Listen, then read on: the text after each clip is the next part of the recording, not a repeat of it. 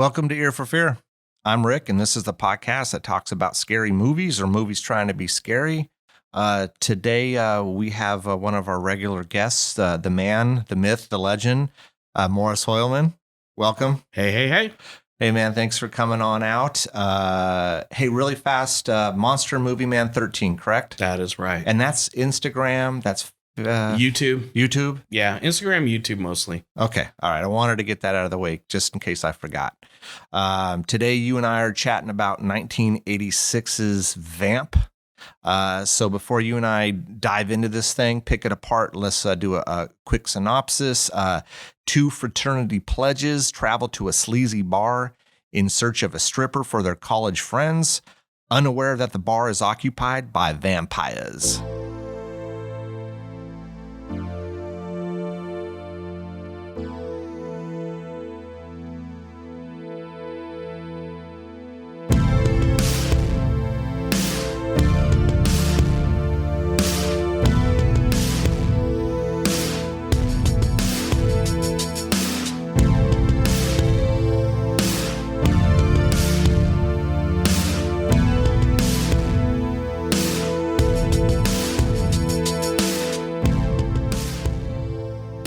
All right, man. So, Vamp, 1986.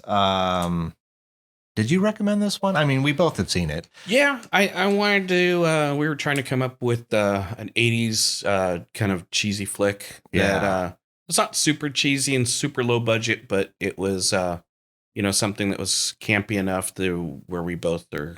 Yeah. I think something fun. Yeah. We threw some around like Critters and Vamp and Yeah. I think we were going to do Critters, and we decided to do that for another time. And, yeah.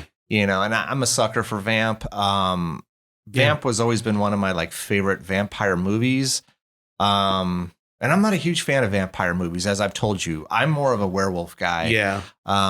There's only a handful of vampire movies that I give two craps about, and this is one of them. This is. Like the Interview with the Vampire, or Bram Stoker's. I don't care about those. Yeah. They're too fancy, and I don't know, man. They lose me immediately because I don't care about everything that's going on. Do you notice that this one gets overshadowed by the other 80s vampire movies? Like Fright Night, Near Dark, and mostly Fright Night and Near Dark, or Fright Night and Lost Boys. Yeah. But even Near Dark overshadows this one. Not a lot of people talk about this. No, see, yeah. And Near Dark, I've rewatched, and it's not as good as people think it is. It's pretty boring. Yeah. There's a few parts that are, decent, and there's some great acting in it. Lance Hendrickson is in it, and isn't what's his name? Bill Paxton is in it. Bill Paxton. Yeah. But yeah, I was bored. I owned it. I had it at one point. I think I sold it to when Dimple was still open. Oh yeah. I just didn't care. It's a movie I will never rewatch because it's just boring for me. But Fright Night is fun. We've done an episode on Fright Night in the past. Lost Boys is cool. Yeah. Vamp is a cool movie. What I realized is rewatching it definitely is dated. Oh, it's definitely dated. It's definitely dated because it's been a while since I've watched it, and I've always liked it. It's on the lines of the types of movies I like. It's not too serious. It's 80s, which I love. Mm-hmm. And it's got some cool 80s actors. I mean, Robert Russler is in it, and Chris Makepeace is in it. Grace Jones is in it. Yeah. Dee Dee Pfeiffer.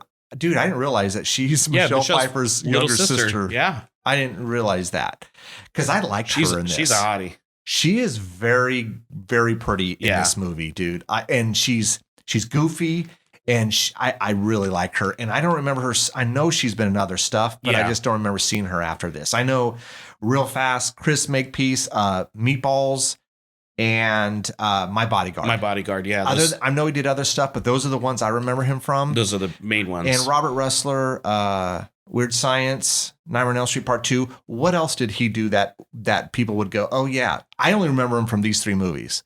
Oh, he's done a couple others that I can't. You can't think of. I can't really talk about right now. And then Grace Jones, to me, did she even say one word in this? No, She didn't say one word, did she? She had dialogue, but from what I understand, she was talking to the director, which the director is Richard Wank.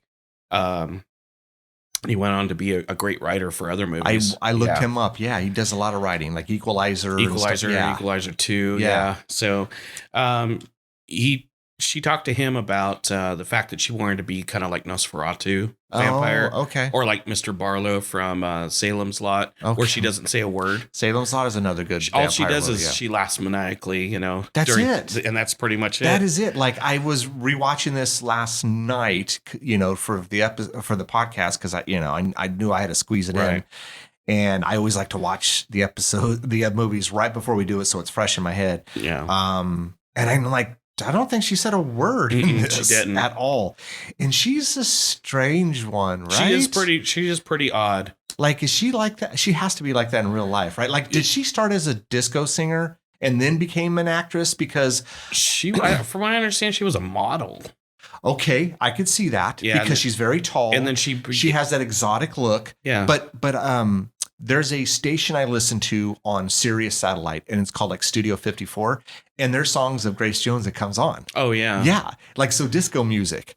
Honestly, I don't remember if they're any good or not. And then of course we know she was in like one of the Conans. What was it? Conan the Destroyer. Oh, Conan the Destroyer, and then she was in View to a Kill. Yeah. So she did some stuff. She just is. Yeah. I mean, I guess looking back at it, she's kind of fitting for this movie, right? Like, she is. Like, I don't know who else they could have got to play this role. Well, I mean, they could. Well, it's funny that Tina Turner, after Beyond Thunderdome, she was up for the role of Katrina as well. Oh God, I don't know if I can't see Tina Turner her doing this. Yeah, I almost I hate for this to sound bad, but I almost feel that that role would have been beneath Tina Turner. I think so too, right? Because Grace Jones does get nude in this. It's just you can't really see because of she's all painted up. Yeah, she's painted, and then she's got the weird metal bikini. Yeah, it's just kind of odd. We also have to note that we got to talk. Yeah, the role of Duncan is what's his name? Getty Watanabe. Yeah, is it Watanabe or Watanabe? I think it's Watanabe. Watanabe, because that would be Japanese. He is Japanese. I think that's Watanabe. You got it then. And so Long Duck Dong from 16 Candles. He was also in Gung Ho. Gung Ho, yeah. What else was he in? Again, these are like the three I always remember him from. And he was like a lot older. He looked really old. Oh, well, the funny thing is he's like born in 55. So by the time that this came out, he 31? was like 31, yeah. Damn. And he's supposed to be in college with the other guys. And he's like rich. Yeah. And he's like, you can tell that he wants friends. Yeah. Like he's this rich kind of Asian nerd. Yeah. But is he a nerd or is he just awkward and just doesn't have any friends? Kind of nerdy. He almost came off as kind of Rodney Dangerfield. Yes. And back to school. Yeah. Because he's like paying people to do his stuff. Yeah, and, he was. But he didn't have the charisma of Rodney Dangerfield. No. But he had like his own like, wing of the and dude, it was like a sweet setup. He goes to the fridge. He pulls out like a platter of meats. Yeah, I'm like, he's got like it looks like a driving range inside this room. All these computers. I mean, all kinds of cars that he, I guess, appears to rent out to college students. Yeah. I'm like, damn, man. He was like a rental car place. I don't know how long rental car place has been around, but yeah, his own little. So, but yeah, I mean, he's like 31, man. Yeah. I don't know. Maybe the other guys were probably, they're supposed to be in college, but I'm sure Robert Russler and Chris Makepeace were probably hella old too. They were probably about 6 years younger than him. Is that right? In real life. In real life. Okay. Yeah. And then we have, Billy Drago, who's been in. Oh yeah. Billy Drago. He played Snow. Yeah. Snow. He's famous for being a villain in so many different things. He's a great villain. Yeah. And then did we mention Allison? The character Allison played by Dee Dee Pfeiffer. We mentioned her, right? Yes. Because, dude, I did not know she was Michelle Pfeiffer's younger sister. Yeah. She even played in a Michelle Pfeiffer movie as a hooker, but she's blink and you'll miss her. Yeah. And she was a hooker of I don't know if she was Rick Baker or she was in a scene right after Rick Baker. But Rick Baker plays like a weirdo on like the Sunset Boulevard. Oh, okay. But okay. it's a movie Into the Night with Michelle Pfeiffer and oh god, I'm just drawing a blank on his name right now. Yeah, I can't think of his name. Yeah. Yeah. And so the only other character that I guess that's really like relevant is Vic. I forget his name. Probably a longtime character actor, but he's the guy that kind of runs the bar. Oh, the sleazy bar. Sandy Barrows. Is that it? Yeah. Okay, there you go. And for the most part, those are the main characters here. Yeah, pretty much. Yeah. I mean, there's a lot of few. We got like, maybe a kind of like a waitress ish, a greeter at the bar. That's the Asian woman. Yeah. We have, of course, some strippers. We have the real big bouncer guy. I don't remember his character's name. Vlad. Is it Vlad? Yeah. Okay. Vlad. He seems like a Vlad. Yeah. Other than that, that's about it, man. Yeah. What I before we kind of go, we don't have to do scene by scene. We could just kind of talk about the stuff that we like, but damn, dude, did you not notice the green and pink neon lights? Oh, yeah. Riddled throughout this movie. Absolutely. Like every scene, half was pink, half was green. It was almost like they had only two lights and they kept moving it from scene to scene because it was the same colors throughout. And that's really great. It reminded me of like, he must have been he must have liked the way that some of Dario Argento's stuff looked. Had something, man. Yeah, because it was throughout every scene was the same two colors. Yeah, and it's fine. It's a product of its time, which is the mid '80s or '80s in general was all about all these neon colors. And it was everywhere. Like every single time they went down an alley or outside or this or that, it was those two colors. I do think this movie was really shot well. It was it was like this director Richard Wank. I think he did his homework. He probably did a little copying of certain famous directors their shots. Sure. Did you? To me, okay. So, what is this movie? So this is '86. Back in the '90s, what movie completely spanks of almost feels like they ripped off this premise? Think about it. 90s. Yeah, I think it was 90s. I'm trying to remember mid 90s. I'm trying to remember. As soon as I say the movie, you'll know the year. From Dusk Till Dawn. Oh yeah, same premise. It is a similar premise, right? A bar. The only difference is the titty twister was out in the middle of nowhere, right? But it's a bar. It's inhabited by vampires. Yeah, and I would almost argue that when a few of these vampires turn, especially Grace Jones, it totally reminded me of the vampires from Dusk Till Dawn. Yeah, they have a heavy brow and they have their nose kind of resembles a bat's nose, and then the multiple teeth in the mouth. Yeah, I mean, I don't know, that was written by Quentin Tarantino and directed by Robert Rodriguez. I don't know. I mean, these are guys that are they know their movies. They're geeks. More geeks than we are when it comes to especially horror stuff. So I would not have been surprised if they borrowed from Vamp. Yeah, it's like let's make a kind of a road movie, but let's make it a heist movie. Like a gangster. Let's do rabid dogs mixed in with Vamp. Yeah, that's probably what he did. Totally right. I'd be curious to see if they did. Anyways, so do we want to just we know we got AJ and Keith. So we will be spoiling this, right? Yes. Do we not say that? I always forget to say that. It's fine. Yeah, it's just whoever hasn't seen this, and if you're interested in seeing it and don't want it spoiled, turn this off and then watch that first, and then come back to us. But yeah, come check us out. So yeah, man. I mean, this thing opens. So I wanted to say when it opens, dude, did it? And I know you're not big on Hammer horror, but oh my God, it opened like a Hammer horror movie. I loved it with the music and everything. The music, yeah, because you're like, oh, what's the hell's going on here? So the voice, I guess, was Christopher Plummer.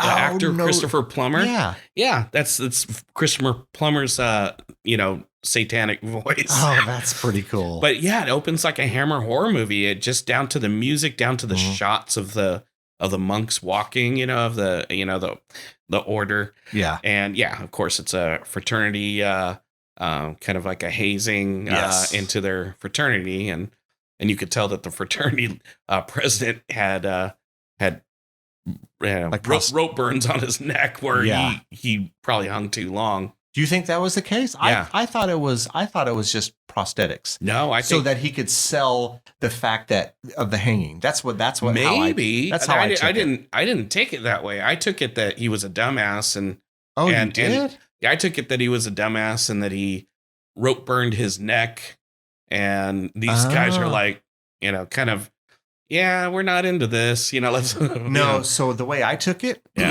was he him being the president, he needs to sell this thing, but then what happens is the tape gets eaten up and it ruins the whole moment. Yeah, because they were getting ready to get hung, and then you had the one guy that was already hung. To me, it just was like some prosthetics to convey that, whatever they were doing here. That's the way I took it. Okay. It's possible, but I think when the tape went bad and the whole mood kind of got ruined, they were just like, dude, this is lame. He's like, really all this is about is us to set up shop in this frat. Yeah, so we can go do our own thing. Yeah, they were tired of living in the dorms. The dorms sucked ass. Yeah, and so the idea is, hey, look, we'll let you guys in. You don't have to go through all this crap. Just bring us a stripper for the party we're having tonight. Right.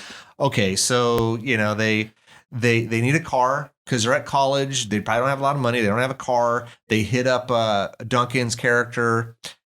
Duncan's like, look, sure. Just bring me along, man. Yeah. Just pretend to be my friend for I think it's a week. Yeah. And let me tag along. And dude's got money. Yeah. I'd be cool with it. I mean, he's kind of dorky, but he was funny. Yeah. I would take Duncan along with me. I would too, yeah. Dude, if you and I back in the day were going to go find a stripper for a party. Oh yeah. Dude, we would totally take Duncan with us. He'd be like some comic relief for us. He would totally be that, man. He seems like he was kind of getting on their nerves a little bit, but oh well. A little bit. He has some cool little one-liners like the hey, what time do you get off? Can I watch? And I always thought that was kind of funny.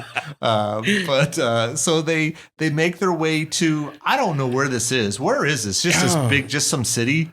So I thought somewhere they said it was like downtown Chicago when they were looking at all the different places, and then when they settled on the after dark club. Yeah.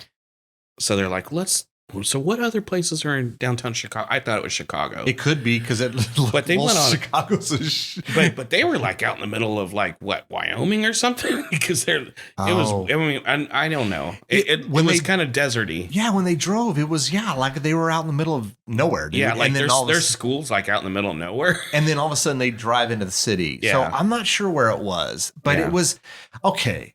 So did you find this whole? When AJ's driving the car and he runs the light and almost gets hit and they spin around for like an hour. I mean, it felt like an hour. Like they're spinning around and spinning around. What the F? So dude? I always chalk that up to being, when he's spinning around, it's kind of like a shitty fantasy.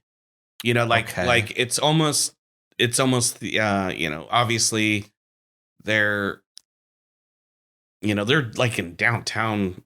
Dude, it's crazy. Yeah, wherever. There's traffic everywhere. There's traffic everywhere. So when they're spinning, it's like, I chalk it up to them like just ending up in like the shitty part of town. And it's kind of like a fantasy. It's kind of like the director's way of, okay, well, we got to get them to the shitty part of town. I don't want to have them like, drive it. Yeah. Like taking more avenues. So I want to just kind of move the story along. I see. So you think this was his way of just getting them there without all the other fluff and shit. Exactly. Because it was just like it was spinning forever. And then all of a sudden, they're out in the middle of nowhere. Because you think like, about they're kind of not in the middle of nowhere in the sense of like in the country, but right. they're almost like you're in the wrong part of town, but there's no one around. There's no one around, and it seems like everyone knew not to be around, because yes. Okay, so let me ask you this. So this is what I finally caught. I caught this. Maybe I caught it in the past, but just rewatching it when they decide this is the place we're going to go to, but we can't go until after dark. Right. Whatever the hell that means, after dark, and they're at that little cafe or whatever that is, right. Little coffee shop. Excuse me. And they're just chilling, and then the owner looks to close. Yeah. And he puts on like a necklace that had a cross on it. Oh no, he's putting on full on like priest garb. So and he had a collar and stuff. See, he knows there's vampires? Oh, he knows there's vampires. See, I originally chalked it up to Snow and his gang of weirdos. Yeah. That he was just trying to hurry up and close down because they're not vampires. So I was going to ask you that. For years, I always thought that they were vampires, especially when the girl smiles. She has that, she's got the teeth of the underbite teeth. I thought so. Originally watching it, I thought maybe they were vampires, but they're not because we know later on in the movie, Snow and his gang shows up with the other vampires and they get attacked. So they're not vampires. It's kind of weird. I've always that I was going to ask you about that because I go back and forth on it if they were or if they weren't, because there was a lot of people that weren't in the club. They're on the street that are vampires, like the little girl. The little girl in the milkman. But see, yes, but they were part of the rest of the homeless guy, eating the rat and all these other people that seemed to be part of Katrina's thing. Maybe not part of it, but not part of it. Like the milkman at night. That's just weird. It's weird. I almost think that the chick just had a bad set of teeth, dude. Okay. Because again, when you go, later in the movie, they show up and they get attacked. The little girl vampire attacks, I think, Snow and the rest of them. Yeah. So I just think they're just a bunch of, it's just a gang of, kind of D-bags and right. And so maybe, but it's weird though, because everyone else in the neighborhood seems to know there's vampires. Right. It's never explained, so I don't know. It's never explained, if Snow is a vampire. But we know that. But we know Snow's attacked by the little girl, and she's a vampire, so we know that. Well, no, it's not Snow, but his other albino guy. His other albino guy. Okay, yeah, remember so Snow doesn't. She was biting his arm, but she attacks both of them. Yeah, she attacks the one guy that you're talking about first, and then attacks Snow later on. And I noticed when his face fell in front of the grate, that he had 2 bite marks on his neck. He did. Which I never noticed before. Yeah. I just always saw. Well, this is the first time I've seen the movie on Blu-ray. Every other time I've always seen it on VHS. You still have it on? Yeah, I have it on DVD. Yeah, and I had it on DVD, but I never watched my DVD. No, but I used to watch the shit out of this movie on VHS, and then I ordered the Arrow Blu-ray. Okay. And I watched it on Arrow Blu-ray, and the Arrow Blu-ray is just so good. Crisp and clear. See, the DVD is not bad. I mean, for it being a DVD, right? For the most part, it was pretty clear. There were a couple parts that was a little like, what's happening here? You know? And it was more so towards the end with AJ. But yeah, So let's kind of see. So let's just kind of get to the meat of it. They're at the after. Is it called After Dark? Oh yeah, After Dark. Oh, so they're at the cafe. They beat Snow's. And if you notice, AJ's really particular about his appearance. His clothes, man. Yeah, he's very much about his clothes. Yeah, they're attacked by Snow's gang, and then they kind of overcome them, and they go to the After Dark club. Yeah. And so they're after dark. They're, AJ goes in first. The idea is, look, I'm going to find a dancer, stripper, and we're going to bounce out of here in like 5 minutes. Well, I always wondered why they didn't all sit together. Okay, I'll tell you why. Because AJ went in first, right? And Duncan and Keith were supposed to stay out. but Duncan wanted to go in. He wanted to check out, the strippers. And so they never meant to go inside? No. Okay. It was just supposed to be AJ. AJ, of course, AJ's a cool dude. He's a smooth talker, good looking guy. Right. I'm gonna find one and we're gonna get out of here. Okay. And then Duncan was like, no, man, we're here. I want to go have some fun. He's got money to burn. And, right. And so that's why, because if you remember, Keith looks at AJ like, sorry, man. Yeah. And so they're chilling back at a table. And, they're watching the entertainment and then Grace Jones' character, Katrina, comes out. We do get a little bit of Allison first, though, right? Allison sees Keith. She knows Keith, but Keith doesn't remember her not at all. At all. Yeah. And so we get that interaction, and you could tell she's kind of new to this place, right? Yeah. She's waitressing. I think she's stripping as well. Yeah, she but is. she's not like the main stripper. She's kind of new. So we get that interaction. Keith has no idea. He doesn't remember her. Mm-mm. She definitely remembers him. And then she finds out he's, he's still hanging with AJ. So, Yeah. I mean, this is obviously, man. My guess is this is high school. I don't know. I'm dude. thinking, it was middle school. Middle school? Because more than likely, Keith and AJ have been friends a long time. Yeah. Yeah. And so we get Katrina comes out and does her dance. Right. It's a cool whatever. It's weird. It's weird. Yeah, thanks, man. It's supposed to be weird. I'll be honest. Yeah. Because I've seen this several times. While the dance was going on, I was on my phone. Yeah. Because I've already seen the dance, and all it is just a dance. It's not like it's, And it's not a dance to entice you. It's not like it's a regular just stripper. weird. Yeah. She's like almost like a visual art performer. Thank you. That's right on the money, because the chair that's on stage is basically the same weird design that she's painted up in. Oh, so the chair is she was dating Dolph Lundgren at the time. It's a life cast of Dolph Lundgren's body. Hold on a second. Yeah. She was dating Dolph Lundgren At the time. What? Yes. What? Yes. This is weirding me out right now. No, not at all. Weird. Yeah. She was dating Dolph Lundgren because he'd already done Rocky 4. Yeah. When was that terrible like what was that one movie he did based off of the cartoon? The one cartoon movie he did. It wasn't a cartoon, but he was based off of like a cartoon or a comic book. Universal Soldier? No. Red Scorpion? No, dude. It was the Punisher. That wasn't until the 90s. No, dude. It was the something. The one. Okay.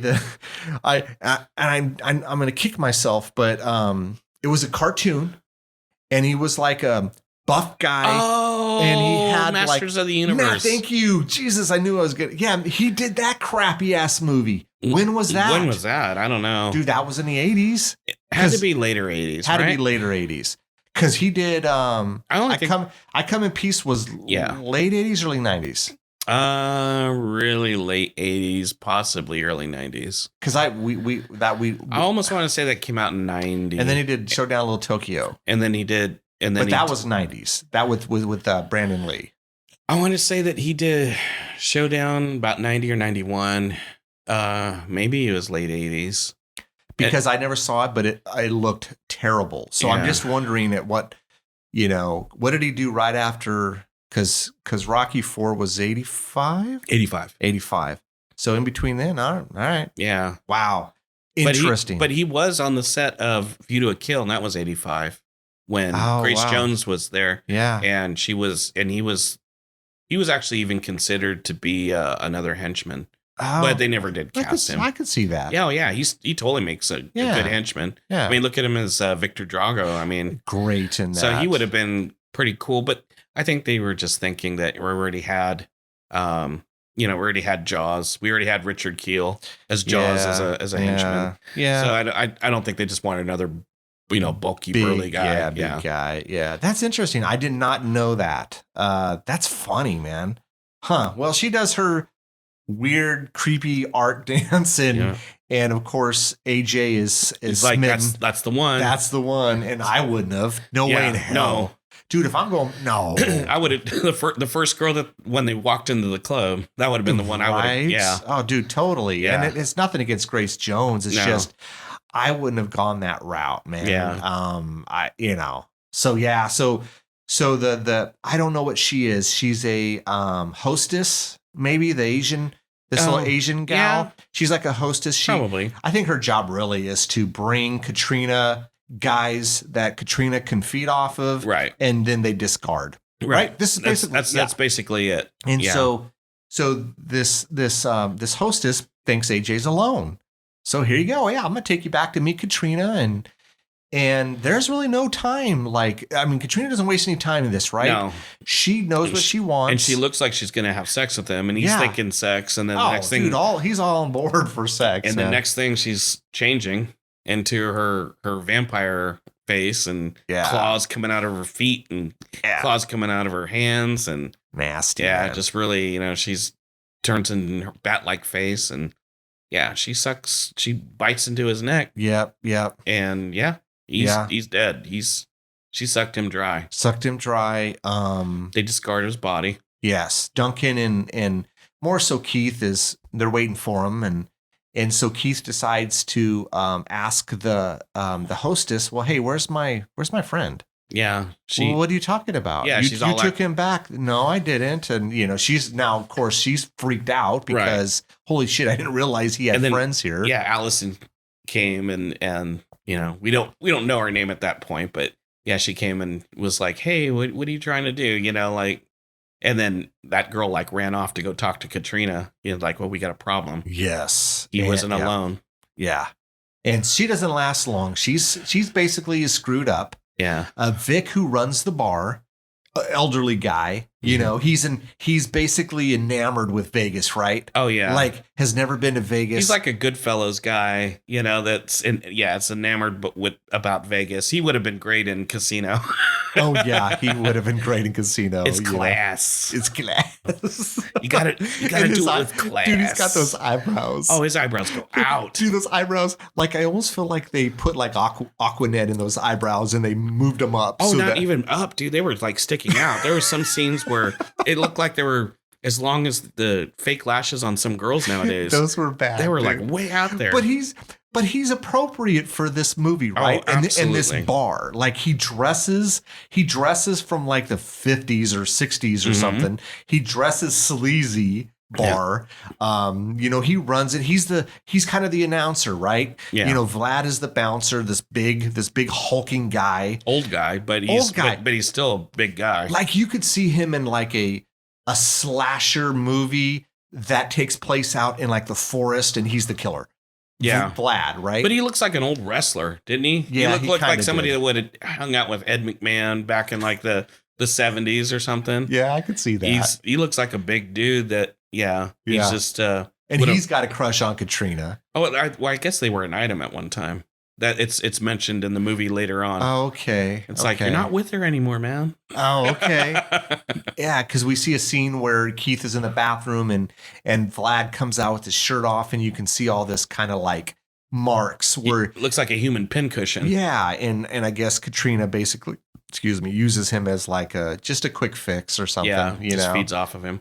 But yeah, man, I mean, Vic and Katrina and this again, I don't know if she's Chinese or Japanese, but she apologizes, and then that's not gonna fly with Katrina, and Katrina basically rips her heart out. Oh yeah, like literally rips her heart out. She and of course that's synonymous with Temple of Doom or Bordello Blood. Yeah, any of those movies where someone's heart gets ripped straight out of the body. I think it's kind of like a thing, right? I mean, I think they even did it in From Dusk Till Dawn. They did, yeah. I think it was Kevin, what was his name? Kevin Williamson? Is that his name? Oh, the actor? Or Fred Williamson. Oh, Fred Williamson. Fred Williamson. Yeah. I don't know why I said Kevin Williamson. Fred Williamson's character in From Dusk Till Dawn. Remember, he rips it out and then he takes like a pencil and shoves it. Yeah, it's like a trope, right? It's almost like a vampire trope. It is. I don't know if it was in the movie Vampires. No, I don't know. Probably not. I haven't seen that in a while. But yeah, man. I mean, so Keith. So they have to discard AJ. Yeah. because the friends are looking for him. Keith can't find him. He ends up going with Allison to her place. I don't know. Oh, because Allison thinks that maybe AJ ran off with With one of the strippers. One of the strippers named Candy. Candy. Oh, was that her name? And it was funny because Candy was on stage. She had blonde hair. And then Allison's like, talking about Candy, like, oh, he must still have a thing for redheads or something. Oh. She said that. And I was thinking, is it possible she was wearing a wig? I mean, that's common, right? On strippers wear wigs. Maybe. Yeah. I don't know. But yeah, that girl definitely did not have red hair. She had blonde hair. Yeah. I was just thinking that maybe it was a line that was written and she read it, and maybe the actress wasn't exactly what they had. Those things we know in movies are never perfect, man. There's always little things, little mistakes. But yeah, he goes back to her hotel. She's going to go talk to Candy to see if he's up there with Candy. And they get in the elevator. And the elevator's weird. It's got the Donna Reed music going on, and the attendant that's in the elevator is old as fuck with a toupee. Oh, the toupee guy. And they're like laughing at him, and then the toupee guy. He gets out on Chris or Keith. Keith. I almost wanted to say Chris Makepeace, but well, it's him. Yeah. But he gets out on the wrong floor and then tries to get back into the elevator, and it shuts on him. Yeah, it shuts on him and almost decapitates him. Well, yeah, because he goes down the hall because he's hearing a bunch of people fighting, and then he makes his way. Actually, he turns back around, goes back to the elevator. It's now empty, and he almost gets decapitated. He gets stuck in the thing. And Vic, if you notice, Vic is wanting to make sure that they're taken care of. Yeah, because the guy who runs this sleazy, crappy hotel, whatever this thing is, motel. He's also in. It seems that's where this. Yeah, he's. I don't know if he is a vampire or he just helps them out. Yeah, it's never mentioned, because, and you never see him again because all the strippers stay there, right? Right. That's what we. Yeah. So Keith ends up leaving. Is this point where he runs into Snow and his gang? Yes. Because he ends up he's running through alleys and all this other stuff, and then he ends up down in the sewer drain. Yes. And he starts walking around the sewer, and he gets to a part where this is where he sees, and again, I don't remember the character's name, but this is one of the gang guys, one of Snow's guys, and the little girl's out there, and she attacks him. I love this part because this is just so cheesy to me. Like, she's attached. She bites his arm, and he can't get her off. Yeah, and she's attached to his arm, and it looks cool. Like I don't know, man. I enjoy this. Yeah. This is fun for me. And you could tell that the people that did the practical effects were just like spot on, and we're having a great time doing this stuff. They were good. Yeah. These were good practical effects. They were. Like if you could tell, it looks like a little girl that's attached to his arm, and he's swinging a little girl around, instead of like in some movies it looks so bad. You know, but you can definitely tell it is a fake body. But it's like it looks good though. But it looks good. Yeah. It looks good. It's passable. To me, it looks almost like a real little girl. It does. And I think it took the guy too to his acting, with like swinging his arm around. Yeah. So he gets it by the little girl. Yeah. Keith, I think, eventually makes his way out, but then he gets chased again, right? He makes his way out of the sewer, but gets chased again by the gang. And I don't know where he makes his way at this point. I don't know if he runs into Allison again. I think he runs. He hits the garbage truck. Because there's a lot of stuff inside the bar, in the sewer, and outside in this rundown neighborhood, and they all kind of run together. Does he? Because I know. Oh, that's right. Because he makes his way into a dumpster. Right. He's in a dumpster, and this is where he sees AJ. AJ's body. Yes, AJ's there, and so he makes his way back to the bar. Yeah, and tells Allison and Duncan, "I've seen, let's call the police or whatever, or what, I've seen AJ." Right. And so they do call the police, and then he goes to the bathroom, and then that's where he goes to the stall. Yeah. And then AJ shows up. Yeah. And surprises him. It's like, hey, sorry, man. Yeah, Nothing's wrong with him, Even though he looks like a friggin' vampire. Yeah. Other than the holes in his neck. Yeah, he's got he's a little bit more pale. Right. So they go back to the they're still in the one of the back rooms. The back room. Yeah. And he's talking to the cops, and the cops don't, they're these guys and Vic and the club are really trying to get the cops out of there because they just, cops don't know about it. But they what the cops don't know won't hurt them, Yeah. It's like So he so I think the idea here is, hey, we got to get rid of Keith. Yeah. Keith knows too much. Keith and Duncan. Yeah, but we don't see a lot of Duncan. Duncan's having a good time, right? Duncan's drinking. Yeah. He's blowing all his money.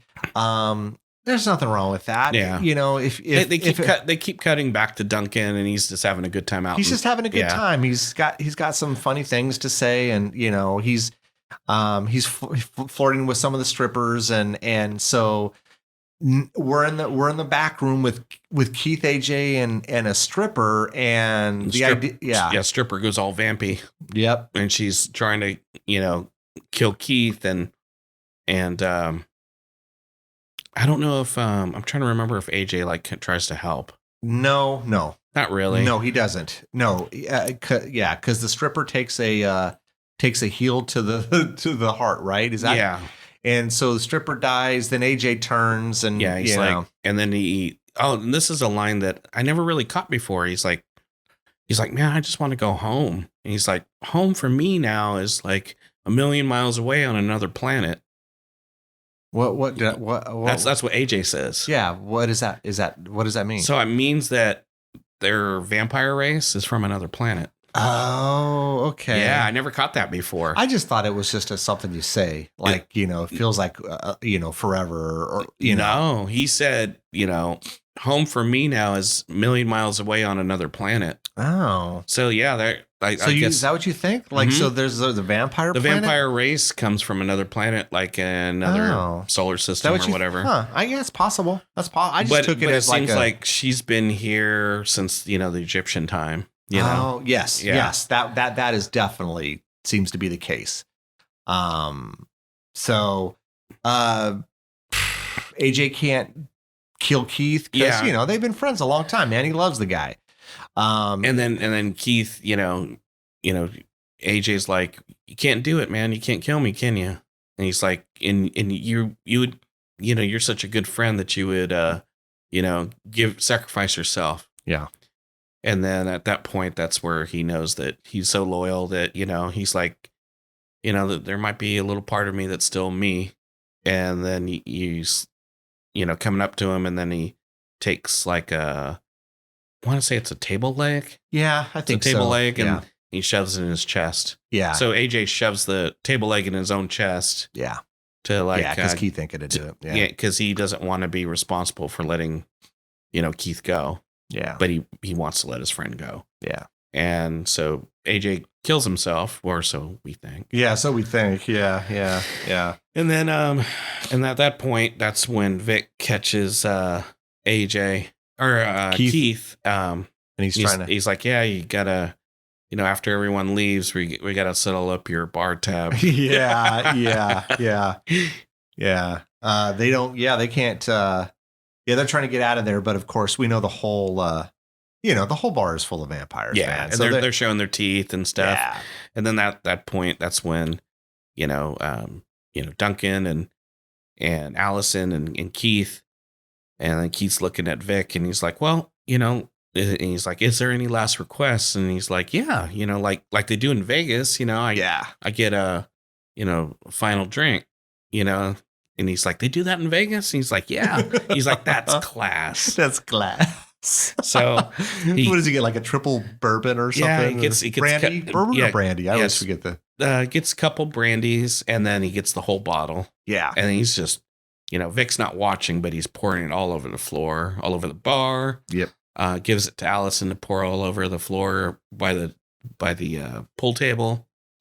And then at that point, that's when Keith takes a napkin, lights it on fire, and then throws it to the end of the bar, makes the whole bar explode, or catch on fire. There was really. Did you feel like there was kind of like no, like it was easy for them to do this, right? Yeah, pretty much. Right? Yeah, like there was no. I don't know. Yeah, I mean, realistically, we know that there should be more of a fight from the vampires, but I think just I'm thinking from the director's point of view, he just wants to kind of, conveniently make, keep the story going along. Yeah. They seem, yeah, I guess so. And so they burn the bar down? They burn the bar down. It's I always laugh at all the random places that the bar's burning. Yeah. And it's burning very slowly. Yeah. It's like each picture, like someone lit. Yes. and there's no way that the pictures look like they even got close to like, like a real fire. Real fire goes quick. Oh, sure, man. And this is like burning slowly, and it's all, timed by, like pyrotechnics and, even Vic's sleeve. They show Vic's sleeve. Well, yeah. One scene, there's no fire on his sleeve. And then the next scene, which is only a few seconds later, there's like, and you could tell he has the fire retardant gel on his hand. I could tell that. Yeah. And it probably wasn't even his hand. It was probably like a stunt guy. Oh, of course. Yeah. Yeah. So they somehow survive the bar, quote unquote, the bar. They're running out and get back into the Cadillac, Duncan's Cadillac. Duncan gets in the back seat. And he's hungry. Yeah. He's like, and he doesn't feel good. He's hungry. And then he's really hungry. And that's when he lifts up his head and he's all vamped out. So. Yeah, because I think Keith looks in the mirror, doesn't see a reflection. Doesn't see a reflection, yeah. Got to get that trope in there. And he's hungry, and they must have got him at some point. He was. Yeah. I don't think they necessarily needed to take him in the back. They probably just got him like. Well, you saw one guy in like a corner booth, and he's being sucked dry. They seem to do that the whole night, right? Like it was let's get this guy out of here. Yeah, does anyone claim him? Let's get this guy, Yeah. So, so we don't know when, but during the course of the night, Duncan was having a good time, and he got turned, and so I forget how does he?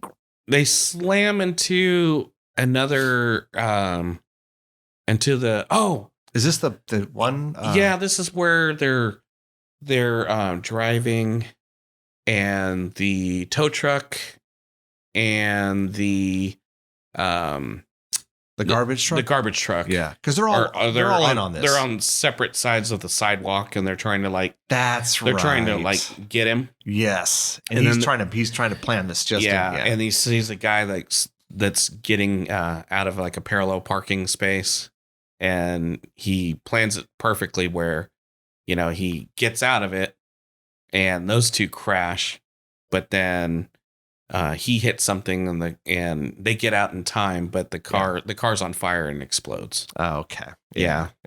But Keith and Allison get out. They get out okay, and then I think they head to they're walking.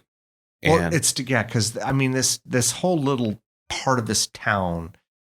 It seems like it's all vampires. And so I think Keith get himself because we know he's good at archery. Yeah. And so, so he breaks into this business, grabs a bow and some Did arrows. you not think when he was focused on that crossbow, did you not think that he was going to grab that crossbow? I thought so. Yeah. Yeah. He never did. I would have taken that crossbow as a second form. Unless he was just, like it could have been. Or it could have been hers. Yeah, she could have had something. Because all they had was his bow and arrow. Yeah. I mean, he's good at it, but yeah, dude, I mean, you only can have so many arrows, right? I mean, right. I don't know. And if you have a crossbow, you have better chance of pointing and aiming, I think. I've never really shot both, so I don't know if one's easier than another. Well, I would think, bow gun would be like anybody could do that. And I don't think anybody could do like, bow and arrow. It takes some skill. That takes skill. As you know, you're starting to inquire about that. I am. Yeah. It just seems really fun and interesting. But yeah, he's still not sold on Allison here. Oh, man, you know what's right? funny? So they try to they try to play that maybe she might be a vampire. Yes, they do. And they did that with the Yeah. but you could tell that she already passed. She was already outside. She was already outside when they focused up. But they're trying to get you to think like, God, is she? I mean, she is working in this, place, and they're all vampires. I mean, she could. And then Duncan was one. So, it's like. Definitely, man.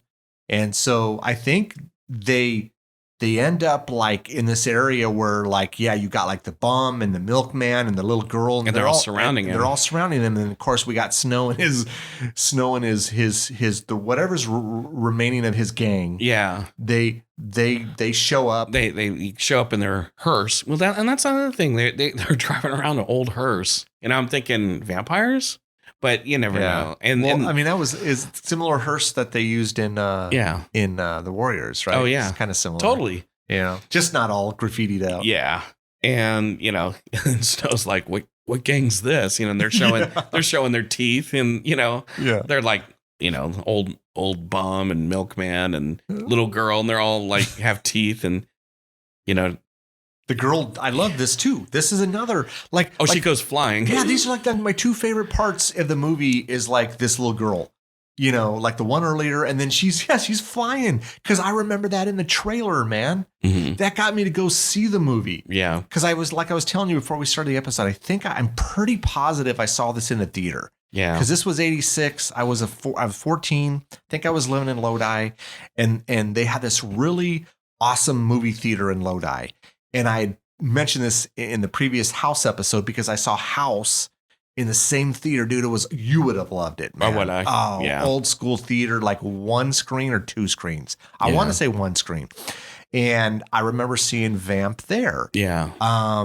And so, but I remember wanting to see this movie because of that part in the trailer where she's flying at him. Man. Yeah. At this point, I think I was already living. Yeah, I was living in Orville. So any movies I saw were either in Orville, Marysville, or Chico. Oh, and okay. Mostly in Chico. We would drive out to Chico because there was more theaters there. But yeah, I didn't see this until about March of '87 on VHS. Yeah. So it was rented. Pretty sure, like my memory's terrible, but I'm pretty positive I saw it in the theater. At that movie theater, man. And really at the time, I've been in Lodi since, but there wasn't much in Lodi, but they had this cool movie theater and I would just hop on my bike and I'd ride my bike over there and see see whatever, man. It was fun. But anyways, so at what point they make themselves they make their way back into the sewer, right? Oh, so they get back into the sewer.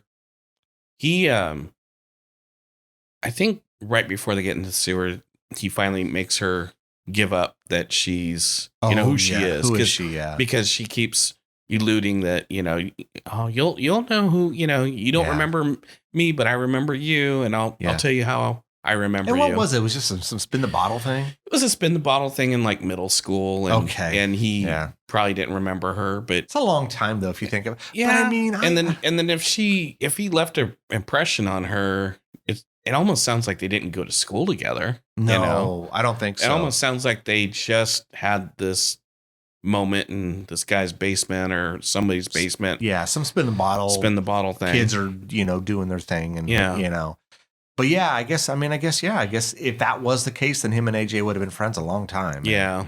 And it seemed like it. They almost seemed like brothers to me. They did, yeah, totally.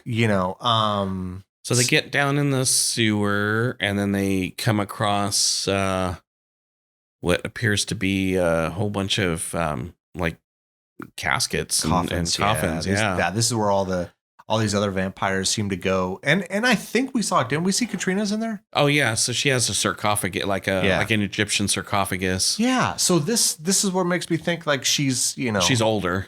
Definitely older, but that they're all kind of part of this thing, Yeah, it's their what do they call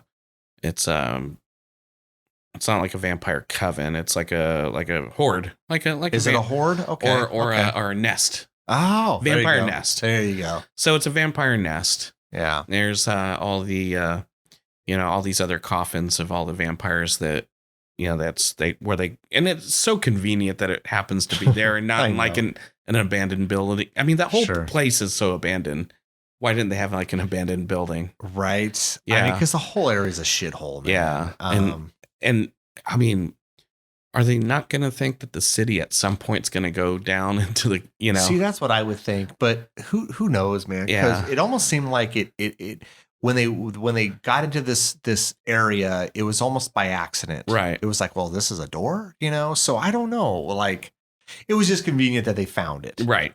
Then of course the total fucking let's accidentally make some noise and wake them all up. Yeah. And yeah, because they're hiding and they see them all go into their coffins and they accidentally make some noise and they start getting out of their coffins. But how convenient was that there's like a couple barrels of like gasoline? What the hell, man? What was that for? It's like to light torches or something. No, but they're afraid of fire. So why would they even have big barrels of gas down there? I think it's relevant to the story. It's again. I think what we're finding with this director is he takes shortcuts. Yeah, he's like, okay, well, I don't want to explain all that, and it's just going to take me too long to explain it. Exactly. So let's get to the point. Because if I'm a vampire and I know fire is gonna, I'm not gonna have all this gasoline near. You know what I mean?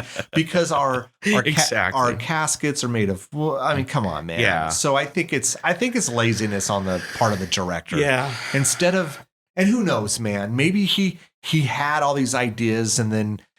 You know how it is, man. The budget gets cut, or we got to cut this out. We got to cut this movie down to like 89 minutes. Yeah, so dude, it's a vampire horror movie, man. We don't need it at 2 hours. We need it an hour and a half, man. So maybe that was the idea, and then he had to cut stuff out, and it's like, okay, well, here's gasoline, and so let's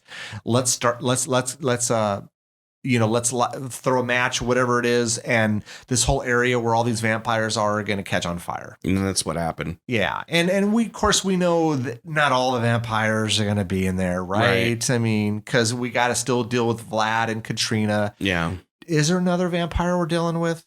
I think that was it. That was it, right? Yeah. Because how does Vlad get it?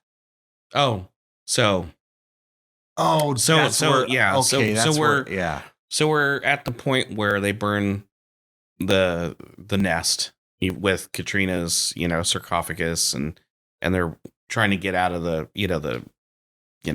throughways of this network, this sewer network. Yeah. And they're coming down where it's all kind of dark and except for the neon pink and neon green. Oh, that's true. Remember, it is everywhere in this movie. And the funny thing is that that's the pretty coolest looking sewer I've ever seen. It is pretty cool. I mean, it's pretty nice and clean. It's a total 80s vampire movie sewer. It's not so grimy and greasy. It's pretty clean. Not bad at all. Oh, so Allison somehow gets away from Keith, and then now hold on a second before we jump in. Does Vlad dies? Not yet. Vlad dies last. Yes. So we got to talk about Katrina. Yeah. So we hear Allison screaming because she's like been taken. Yeah. And Keith's not knowing what's going on with she could be eaten for the but he's going down the network, and then he sees Katrina, and Katrina's like right there and has her mouth opened up on Allison's neck. Yeah. But then conveniently above, his head, and I think again for convenience, it's like, okay, so you're down the sewer, but there's light. There's loose boards. Oh, almost like it's a Wild West sidewalk. When you think about it. Yeah, that's true. So there's loose boards that can be moved, if they're poked. So Keith kind of moves some boards, and then Katrina's like trapped on that one side, and then he moves boards on the other side, and Katrina's trapped in the middle. But remember, he puts an arrow in her mouth, remember? Oh, he did. Yeah, that's right. Because he's got the bow and arrow, and he's good with it, and so. Oh, and then Allison shoved a bottle or a pipe or something. A pipe in her chest, and that didn't do anything to her. No, she was fine. She was laughing it off, and of course it wasn't until, like you said, the light. Yeah, we always have to have the light. The light. Yeah, it's always, and especially, dude, because it was the same in Fright Night. Oh, it's pretty similar. She didn't. turn all bat-like, but he gets her with the light, and the light, she's like smoking, and then It's a her skin's peeling off, like yeah. Kind of like in Fright Night and Fright Night 2. Yeah, it's just the typical vampire trope, man. It's like you almost got to have that. It's like you got to have, if you're going to do a vampire movie, you got to have a scene, no matter what, that has the light. Yeah, and they burn up and they turn to ash, and then they're just a vampire skeleton. Okay. Oh, yeah, let's get to the vampire skeleton. Go. Okay, what are you gonna say? Because, dude, what is up with the flipping off?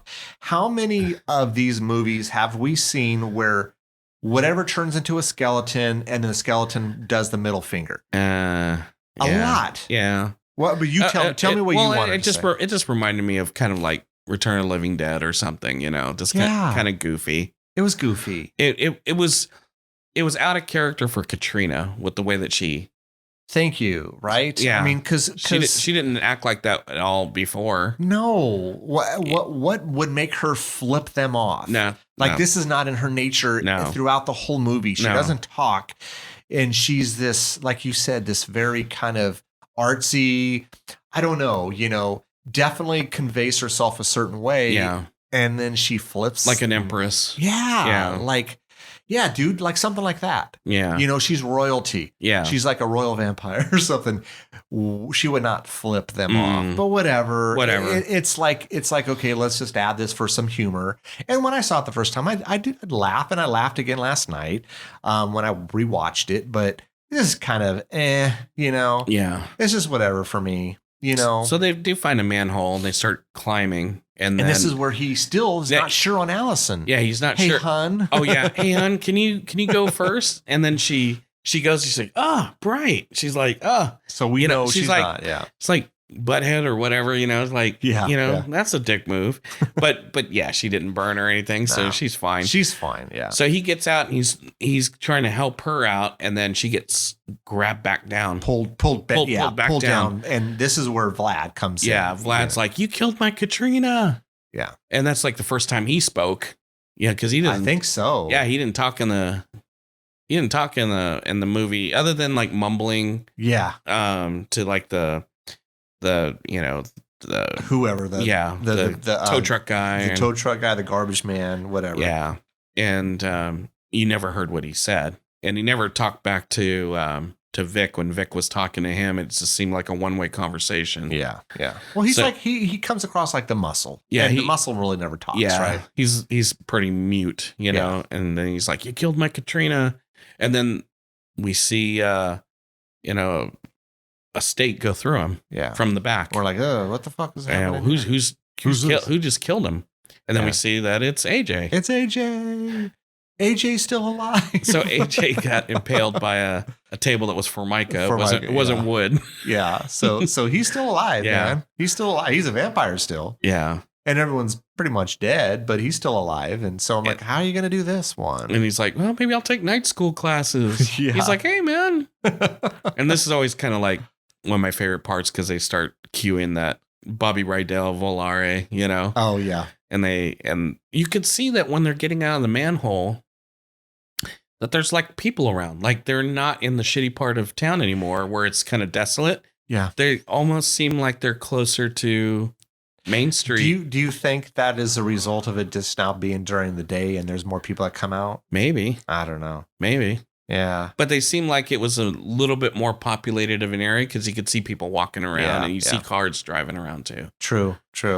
And how is AJ? Is AJ supposed to just walk through the sewer system? I think, it's like, what's he going to do? I don't know. I mean, how's he going to get back to school? How are they going to get wherever they need to go? Does she have a car? She probably got something. Yeah. She's probably got something. But I don't know. That's pretty much the whole movie. That's pretty much Vamp in a nutshell, right? Yeah. I mean, so rewatching this again, and I've seen this several times. Yeah. I still like the movie. I do too. I do, but I will have to say I almost like it a little less than I did. Not a lot less, but just a little. Maybe just a touch less. Where it's an enjoyable movie. I can watch it. It's like throwing on like a Friday the 13th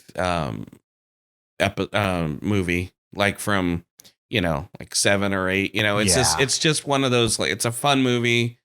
You don't have to totally watch it. You can just, No. Not at all. It's just a fun movie to throw on.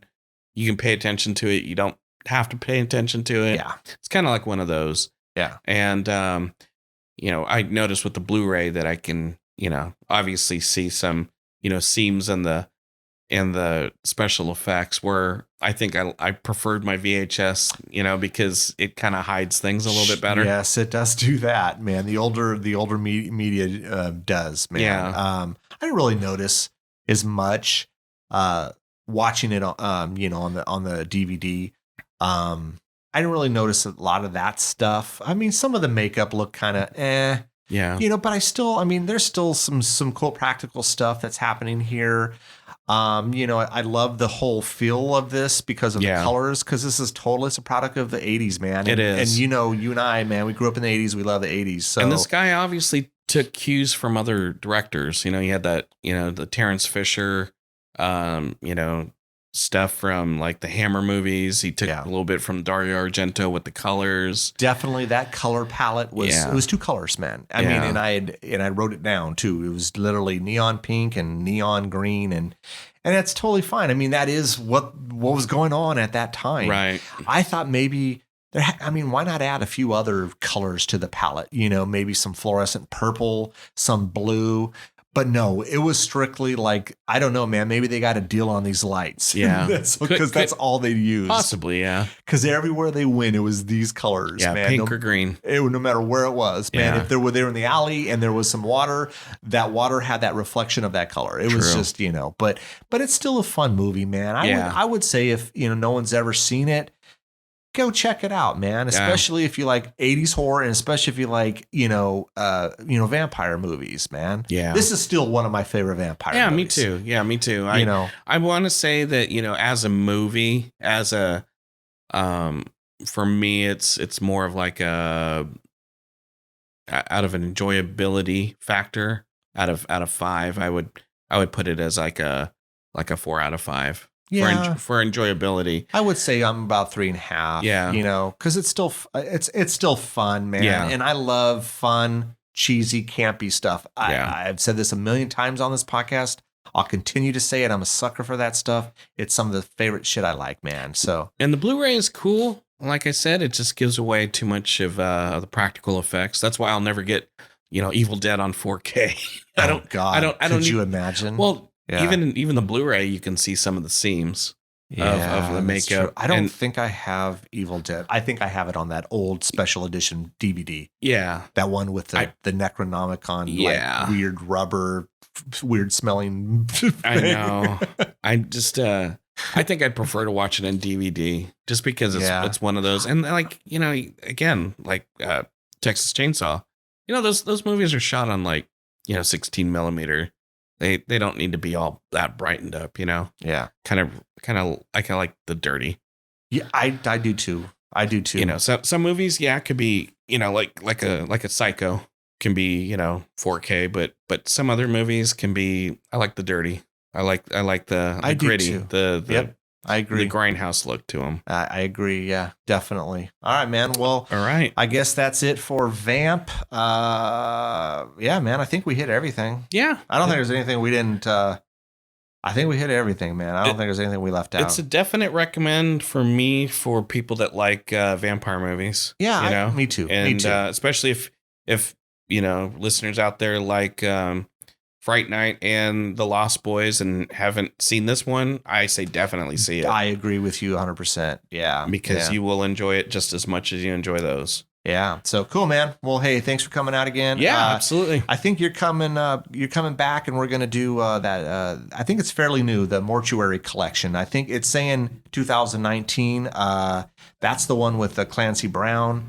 Oh yeah, you and I'll chat about that. But everyone out there, stay safe, and we're stuck in this shitty ass 2020, and hopefully eventually it'll get better. But everyone, stay safe and stay sane. Exactly. All right, we'll talk to you later. Thanks again for listening. Make sure you tell everyone about our Ear for Fear podcast.